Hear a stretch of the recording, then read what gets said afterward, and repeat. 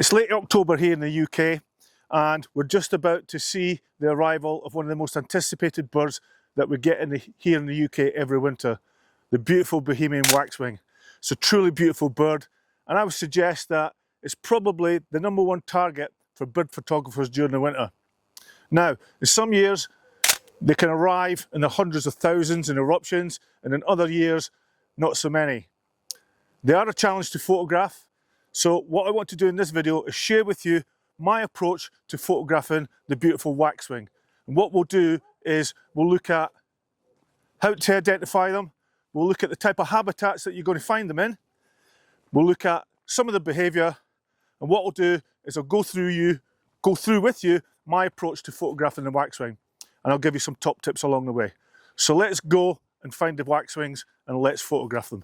So how do we actually identify the waxwing? Well, the waxwing's a slightly plump bird, similar in size to a starling. Prominent features on the bird, you're looking at, it has a prominent head crest which sticks up. Always great to get a picture posing like that. It's got a small black mask around its eyes. It has a black throat. It has yellow and white on its wings. And you'll also see that there is a red wax-like small tip, and that's where the waxwing gets its name from. Those tiny little red tips that you see in the wing, that's where the waxwing gets its name from. And that's taken from the colour of wax that was used to seal letters in days gone by. It has a grey pinkish body and it has a yellow tipped tail. And it's important to remember about the yellow tipped tail when we're looking at the males and the females. So how do we tell the difference between a male and a female waxwing? Well, the differences are quite subtle actually, but they mainly are that the males have more prominent markings. The yellow tail band on the male tends to be wider and thicker than it is on the females, and the males tend to be slightly larger and heavier than the females.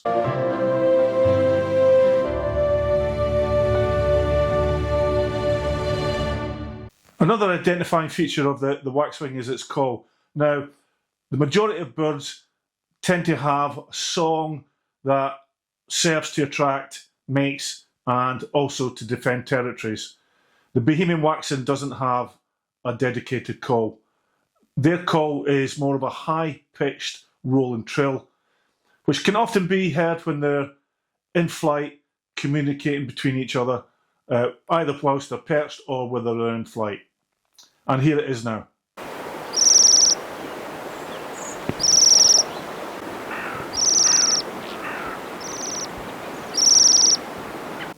Diet. What do the waxwings feed on? Well, the most important reason that they come to the country is one reason only, and that's for food. And the main source of food that they're after can be found in berries.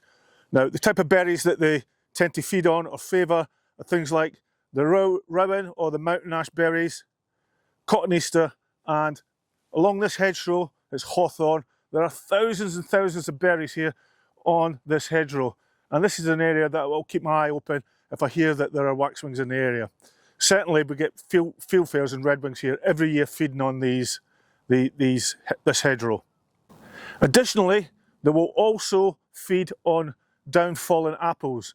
So if you've got an apple tree in your garden, or you know where there's an orchard and there's apples that have fallen and have been left to lie on the ground, the waxwings will come down and feed on them. Insects also form a part of their diet if they're available. A little interesting fact about the waxwing and its diet is that waxwings can consume between 800 and 1,000 berries a day. And there have been many cases where it's been found that the waxwings have consumed too many berries and they've ended up lying on the ground drunk. Another thing that attracts the waxwings is water. If you can find a good water source nearby to a food source, don't be surprised to see the waxwings come down to drink and to bathe. They love bathing.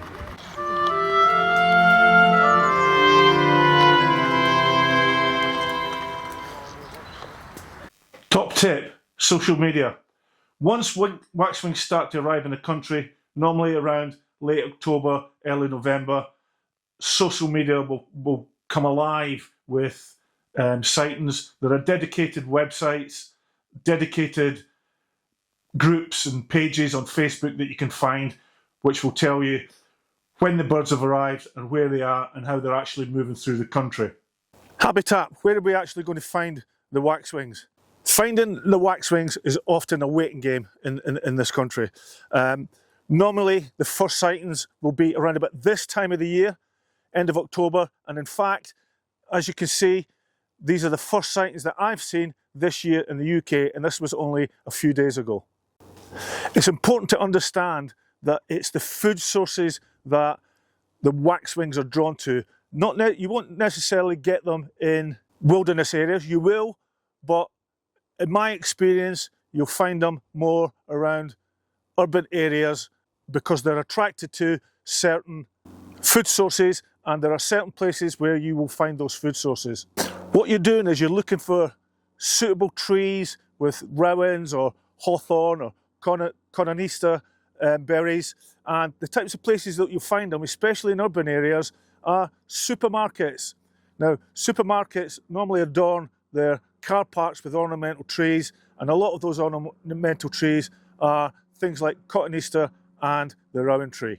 You will also find them in gardens, as I said, especially if you've got an apple tree. Down-fallen apples, they attract them very much, and you'll find them in parks. As I just stated, very often waxwings will turn up in city and urban areas, and it's not long before the word is actually spread that they are in those types of areas, and that's when you've got to take the opportunity to try and get out and photograph them, because once the waxwings strip the berries from the tree, they will move on. Top tip is that what I will do round about beginning of October is start looking for likely sites where waxwings may congregate to feed on berries. So always keep my eye open. So it's always a good idea that beginning of October, just start looking for places where if you get reports of waxwings coming into the country, and especially into your area, to concentrate on them to try and find the waxwings. So just carry a little berry recce just before we expect the waxwings to come in.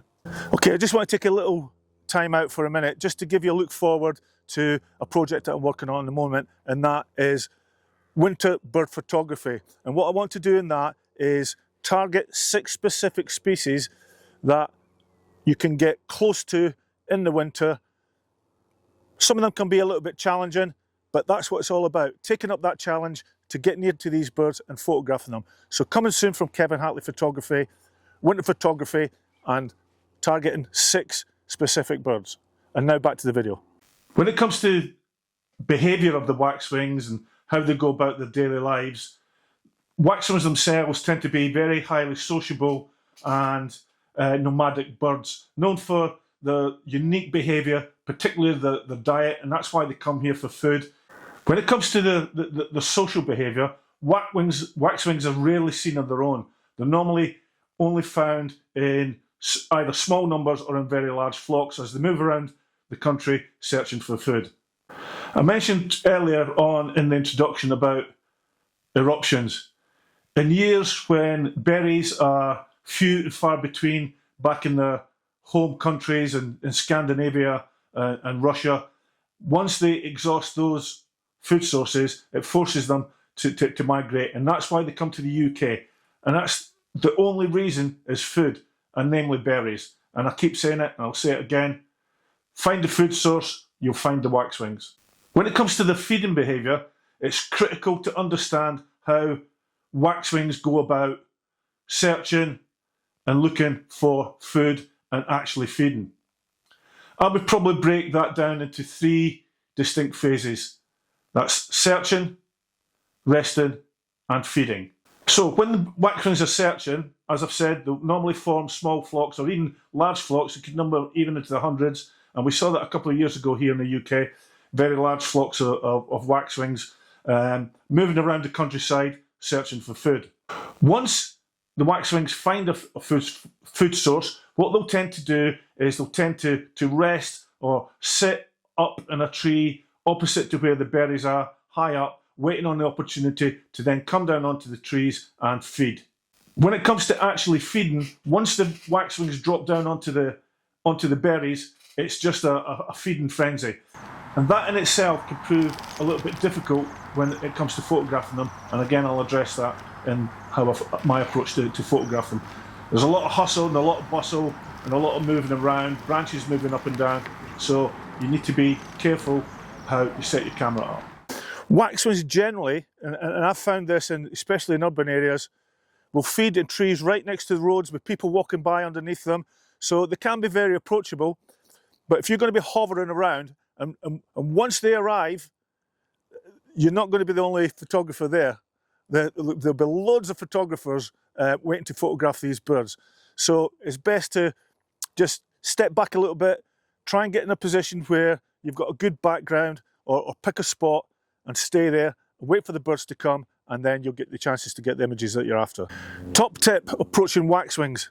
As I've said, waxwings are very active in the way they go about their day-to-day business. So best advice I can give to you is that if you know where there's a location where the birds have been coming to feed, pick your spot, sit or stand still and wait for the birds to come to the food source.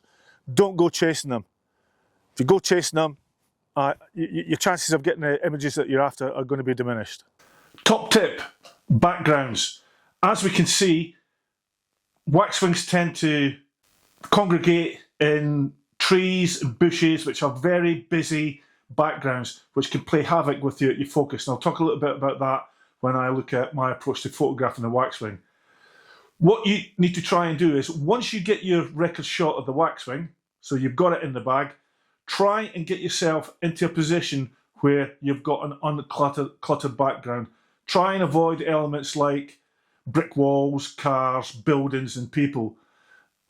What you're looking to do is get a nice out of focus background of trees or the sky. Often you'll find yourself looking up at waxwings, and that in itself, when you're trying to photograph a waxwing against a bright sky, can be a problem. And again, I'll address that issue when I look at my approach to photographing the waxwings. So once you get your record shot, try and get yourself into a position where you've got an uncluttered background or an out of focus background. So what is my approach to actually photographing the waxwings? When it comes to photography equipment, I would recommend the following. You're looking at a DSLR or a mirrorless camera. You're going to need a zoom lens, I would say minimum of 300 millimeters up to about 500 millimeters. Lenses nowadays can even go up to 800 millimeters. So you need a good zoom lens. You're going to need a tripod or a monopod because you're going to spend a lot of time standing around waiting. As I mentioned earlier, waxwings will put up with human presence, but it's crucial to maintain a respectful distance between you and the birds. That's why you need a good long lens to get good close-up shots. Don't use your feet, use your zoom. Always try and avoid flushing the birds. They're here for one reason and one reason only, and that's to feed, and we don't want to disturb them. When it comes to the top shot of a waxwing, I believe there's one top shot that you're going to be looking for. Once you've got your record shots and taken into mind the background, what you're looking to try and do is you're looking to try and actually get a shot of the waxwing eating a berry and having that berry in its beak. What you're also trying to do is you're trying to look for a shot where the waxwing has its crest up. Waxwing with a berry in its mouth and its crest up, for me, with a good background, is the top shot that you're looking for of a waxwing. When it comes to camera settings for waxwings, my go-to settings are as follows. Aperture of about f5.6 to f8, shutter speed about 1/1000th of a second, and I always shoot in auto ISO. As we've seen, waxwings don't sit still, so your shutter speed plays a critical part of your exposure triangle. The more light you have, obviously the higher your shutter speed can go. When it comes to autofocus, I always use spot autofocus when photographing waxwings. Again, those busy backgrounds, when they're in amongst the hawthorns and the rowans, what you don't want to happen is for your autofocus to jump onto a berry or onto a branch or a leaf. Spot autofocus, get the spot autofocus onto the waxwing and fire away. Exposure compensation. Waxwings are often photographed against bright backgrounds, especially the sky if you're having to look up towards the birds. If you're shooting in one of the automatic modes, you're going to have to think about exposure compensation because your camera is deciding what the exposure is going to be. You don't have full control when you're in an automatic mode. Now, if you're photographing them against a bright blue sky, what's going to happen in automatic mode? What's going to happen is the camera is going to underexpose your image. So therefore, you're going to have to think about using plus exposure on your exposure compensation to make up for the bright background. Okay, what I want to do now is just leave you with some of my favourite images of waxwings, a truly beautiful bird. And it's only at this time of the year, late autumn and through winter, that we're going to get them here in the UK. They can be a challenge to photograph, but believe you me, if you catch them right, you'll get some stunning images.